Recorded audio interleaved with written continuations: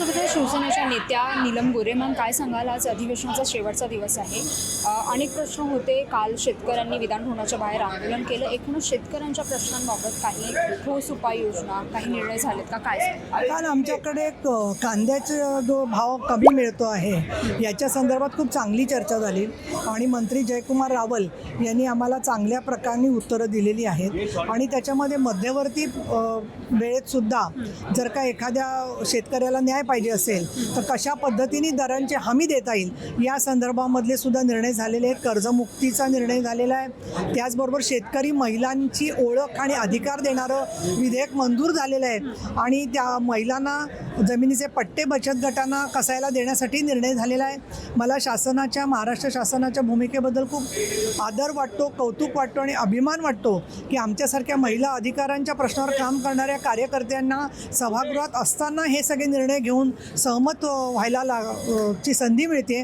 आणि विशेष म्हणजे महिलांच्या मागण्या अनेक दशकांपासून होत्या, पण माननीय देवेंद्र फडणवीस, माननीय एकनाथजी शिंदे आणि सुनेत्रा पवार यांच्या सरकारने त्या मागण्या ऐकून प्रत्यक्षात आणलेल्या आहेत. त्याच्याबद्दल मी अतिशय आभारी आणि आनंदी आहे. महिलांना जो शेतकरीचा जो दर्जा मिळणार आहे, एकूणच याचा काय फायदा होईल? काय असणार आहे रणनीती? हे मुळामध्ये काही लोक टीका करत आहेत, पण प्रश्न असा आहे की बँकेमध्ये कर्ज मिळणं असेल किंवा स्त्रियांचे श्रम याचं कदर करणं असेल तर आज बघा गृहिणीच्या श्रमाला कुठलंच महत्त्व नाही आहे. अगदी कुठेही आपण पाहिलं तर तिला हात धरून बाहेर काढून टाकलं जातं, असं दाखवलं जातं.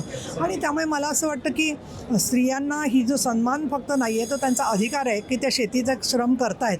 त्यामुळे भारतीय मनुष्यबळाचा भाग म्हणून त्यांना तो दर्जा मिळालेला आहे आणि नक्की त्याचा उपयोग या डाटाबेसचा पुढच्या काळामध्ये योजना राबवण्याला आणि त्यांना स्वतःला विकास करून घ्यायला उपयोगी ठरेल. दुसरा एक कायदा आला, तो म्हणजे डान्स बार सुधारणा विधेयक मंजूर करण्यात आलं. एकूणच काय प्रकरण आहे, काय सांगणार? मुळामध्ये डान्स बारपेक्षा सांस्कृतिक किंवा संगीताच्या नावाखाली स्त्रियांचं शोषण करणं, त्यांना अर्धवट कपड्यात काम करायला लावणं, त्यांनी हातातून पैसे घेत असताना त्यांचा विनयभंग करणं आणि त्यांना अशा पद्धतीचा लैंगिक छळ हसत स्वीकारायला मजबूर करणं, हा जो अत्यंत हीन प्रकार चाललेला होता त्याच्यामध्ये बंधन आणून संगीताच्या नावाने छुप्या पद्धतीने जर का कुठे डान्स बार चालवले जात असतील तर त्याबद्दलचा हा कायदा आहे. मी त्याचंही स्वागत करते.